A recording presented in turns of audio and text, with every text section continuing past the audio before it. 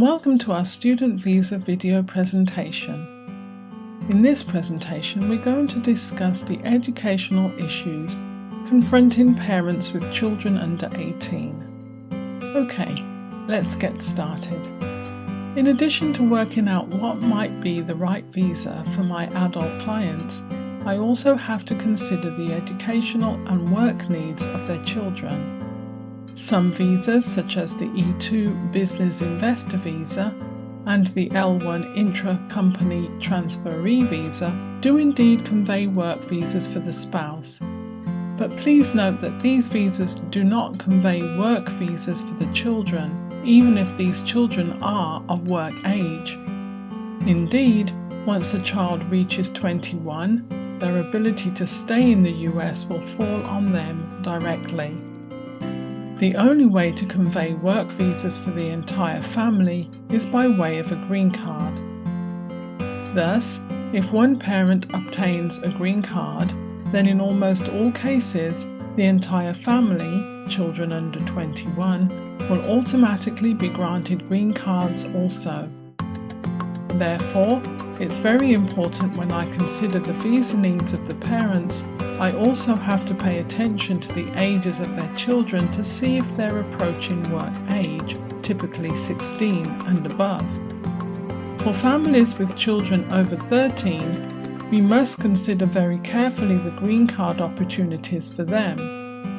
In many cases, obtaining a green card can take quite a few years to qualify for, and the green card application process can also take years in some cases.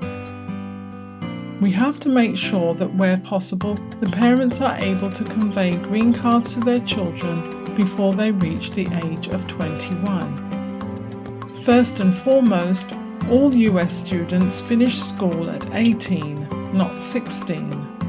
Grades 11 and 12, last 2 years of high school, are very important for a variety of reasons.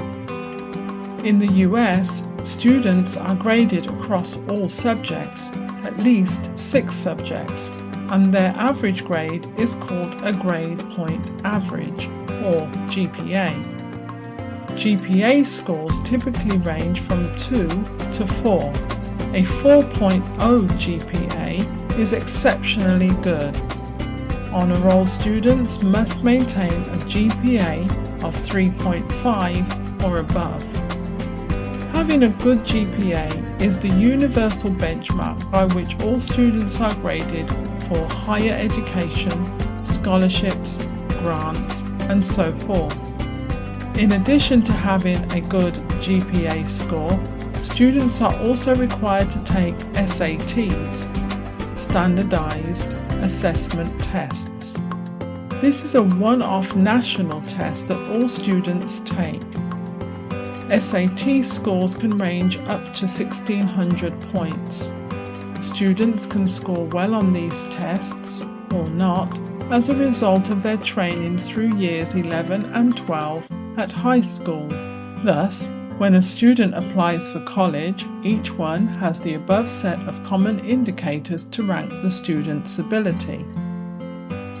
If your children skip these crucial years, they will, in my opinion, be at a distinct disadvantage. It's quite possible for a foreign student to establish equivalence, but to be honest, it's not the same thing since, in England, for example, after age 16, students narrow their studies down to 2 or 3 A-levels, whereas Americans have to maintain at least 6 subjects and maintain a high GPA. It is for these reasons why children will assimilate better if they join the US education system as soon as possible, so they have every opportunity to matriculate in the right way. US university education is very expensive, even for American families. Typically, a university education can cost $30,000 per year over a 4-year BA degree.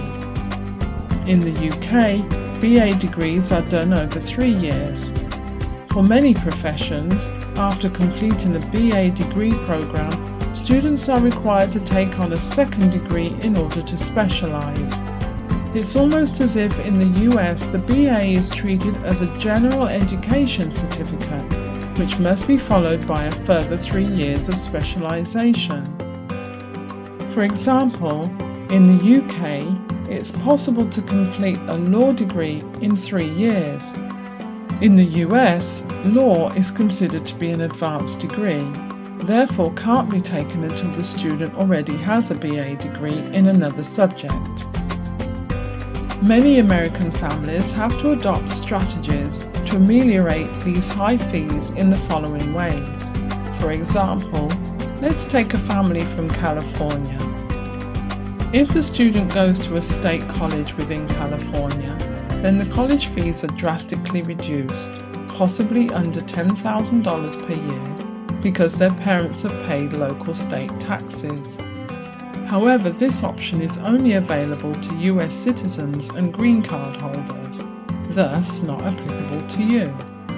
Even with this having been said, many students still elect to travel to other states to do their degree as part of the grand college experience. Some Americans see this as almost a birthright and a rite of passage.